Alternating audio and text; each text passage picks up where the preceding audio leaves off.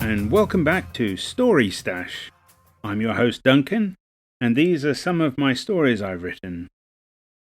Today, I'm reading from a new book. It's called Star Guardian. This is a science fiction / space opera novel, and I hope you enjoy it. If you do, please send me some feedback. So we'll get started right away. Chapter 1, Beginnings. Before Brian was even born, the unthinkable happened. Aliens abducted his mother, Molly Westwood. It happened one night. She was taken in the dark and never returned. There were no clues, no trace of where she went. Her alien abductors were a race that would sometimes gather samples from more primitive, non-spacefaring races for study. The alternatives would be to land on a world and make direct contact publicly, or to try to blend in with the subjects in a covert operation, both of which involve significant risks. Primitives are rife with superstition and fear that renders them far too dangerous for direct contact, especially in numbers. So the standard operating procedure is to bring back isolated samples and learn from them. At the time, her selection was quite arbitrary. She lived alone in a fairly isolated place, and so others would not see her abduction and raise alarm, or otherwise provoke the indigenous population. Earth was a closed world to all spacefaring races, except for the occasional scientific study. Exposure to the humans was prohibited, and ever since they managed to reach out with space probes, the moon and other planets within the Sol system were off limits too. They took Molly back in a space cruiser to their home world, to live there the remainder of her life as their guest. She could not be returned, since having learned about them, she was contaminated with the knowledge of her hosts and their more advanced technology. They would not risk her disturbing the status quo back on Earth. A missing person is one thing, but one that later reappears with knowledge of alien abduction would be too much. Equally, tampering with her memory was a risky prospect, usually resulting in little more than a vegetable. So for Molly, the journey to their homeworld was a one-way trip. It took a few weeks aboard the space cruiser to get to their homeworld, during which time Molly was confined to her quarters. The aliens provided for her basic needs, but otherwise left her alone. She was the subject of a study into primitive species, which meant that she was not to be disturbed. The protocol for the transfer of samples was to limit interactions with the sample that could contaminate and invalidate the study. So after an uneventful journey, the space cruiser arrived at its destination, and Molly was eventually escorted to living quarters on the planet, which would be her new home. Fortunately for Molly, their study did not involve any painful probing or dissection, like some humans feared. It was more like getting to know her via observation, and if possible, communication. She was simply their guest for an indefinite stay, while they learned more about humans. In numbers, the primitives could be dangerous, but individuals posed little danger to these alien scientists. The place that was provided for Molly was nicer than her former home, but for her it was still a form of confinement. There was no lock on the door, and she was free to go out and explore, but being alone in an alien world, she felt little desire to venture out. She was observed both directly and indirectly as she went about her new life. The aliens, known as Tians, would study her daily. She felt like an exhibit in a zoo. Tians were part of a loose syndicate of star-faring races. They were mostly peaceful, and they welcomed visitors from other star-faring races for trade and other mutual benefit. Her abduction was part of the equivalent of some anthropology experiment conducted by the Tian Science Academy. She was the only human and one of a few specimens from primitive races collected for study, although she never met any other subjects. It sounded good if you were the ones doing the studying, but not much fun if you were the subject. Tians looked roughly human, but without hair and a bit shorter in height. They had pale skin and wore clothing that was mostly uniforms or plain in design. Their mannerisms were cold and reserved, or at least that was what Molly thought. The Tian scientists were cautious not to contaminate the subject with their own communication, so they remained distant. The unfortunate result was a reinforcement of the feeling of isolation she felt. One thing her abductors had not planned for was the birth of her son, Brian, who arrived about 6 months after her arrival. He was an unexpected bonus for the Tian scientists. He provided both another human to study and some much-needed human company for his mother. The birth went smoothly. At the time, Molly was both glad to have her son and sad that he would never see his father. Molly bonded with a little bundle of joy, determined to raise him as best she could in this alien prison. She named him Brian after her grandfather. Brian learned both about Earth and being human from his mother. From the point he was old enough to venture outside, he got to learn of the world of his birth known as Tian Prime. Molly taught her son to speak English, and she tried to teach him reading and writing, but she had no Earth books to read, and only she would be able to read his writing. Eventually, she gave up, glad she at least had someone to talk with. Unknown to Molly, the Tian scientists did have a collection of books and documents they had collected for their studies of Earth. They had recorded countless hours of TV and radio broadcasts. She never knew about the existence of such things, and they never thought to offer.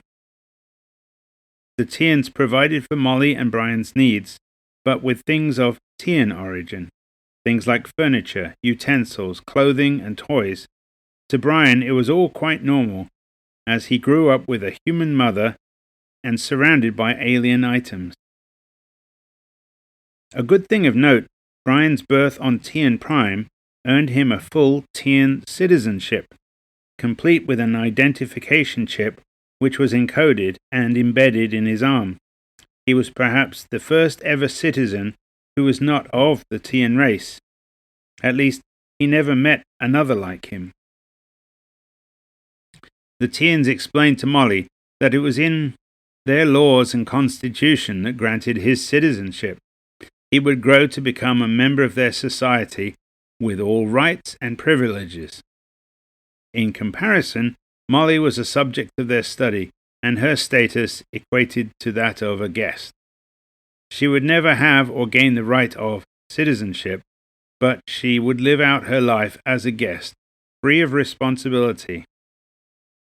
Under the standard terms of the study of primitive species, she would be provided for and protected. She could not be returned to Earth, though. As a citizen, Brian was entitled to a full education. In time, he attended the Tian education system and learned Tian and multiple alien languages, including reading and writing. Brian was the most unique Tian citizen in a long time, and that got him some unwanted attention in Tian society. He learned to keep a low profile when in public, and he developed the skills to avoid trouble when he could. Time passed and Brian grew up. He kept up with his studies. He put in the extra effort and it showed. At 14 cycles, He had earned the respect of his teachers and classmates. He behaved in a very Tian-like manner in public, and you would not be able to distinguish him from other Tians, except for the physical differences. He had learned to blend in was the best way to keep a low profile. Other beings might look at him as strange at first, but in time they would get used to the differences, and he would be just another Tian. The relative advancement of Tians versus humans was not so much one of developmental, but knowledge and technology. The expectations of his teachers for success caused a self-fulfilling prophecy, or Pygmalion effect. Brian was one of the top in his classes. Molly never got over her abduction. She felt like a prisoner living in a nightmare. She refused to cooperate with her alien captors, rarely leaving her living quarters and not learning their language. She taught her son to speak English and would only use English with him. She could not understand what he did outside or why he would even interact with the aliens the way he did. For a lot of the time, she was depressed and withdrawn. Brian cared about his mother, but as a child he was ill-equipped to help. Her distance from him helped push him to succeed at his studies. He did all he could to be a success, so that his mother would feel better. Of course, his efforts had the reverse effect, but he was too young to understand then. Brian knew he could not go to Earth, and by now understood why. Genetically he was human, but due to his upbringing, he was in no way a normal human. Although his mother had told Brian that she was from some country known as America on the planet Earth. He was born on Tian Prime with all the learning of a Tian citizen. There were no countries or other divisions in Tian society, which made so much more sense to him than the primitive culture on Earth. His education on Tian Prime had him far ahead of his mother and those of her home planet. He had no claim to a life there, nor did it appeal to him. He identified with Tian Prime more than Earth. He was Tian in all ways except genetics. His fellow students were Tian, not human. They were friendly enough to Brian. The only human he knew was his mother, and she was perpetually sad. Her example of what it was like to be human did not appeal to him. If Earth was full of people like his mother, it must be a sad place indeed. As he progressed in his education, he took subjects including astrophysics, stellar cartography, and navigation. He understood that he lived among the stars, and he saw his future there. He studied how hyperdrive technology allowed travel between star systems, and his enthusiasm caused him to excel in those studies. One night, a little after he was 16 cycles of age, Brian had a strange dream. He knew it was a dream because he woke up remembering it. It was strange because he rarely recalled any details from his dreams. He dreamt that when he closed his eyes and looked into the darkness, a pair of eyes opened and stared back at him. They resembled his own eyes, except they were green, and only a meter away from his face. He couldn't see any other features in the darkness. He could tell they had eyelids because the eyes opened and closed. He heard no words spoken in that dark place. The eyes just looked at him. They didn't appear to be Tian. They might even be human. He didn't have enough evidence to be certain. He thought perhaps they belonged to a girl. He felt a mixture of surprise and awe, and feared opening his eyes lest the dream ended. It was like he'd turned a corner one dark night and come face to face with someone. He didn't know what to do, so he remained motionless, waiting for what would happen next. He sensed no menace in the eyes, maybe even something positive. He wasn't afraid, rather he felt drawn towards them. That was all he recalled the next morning.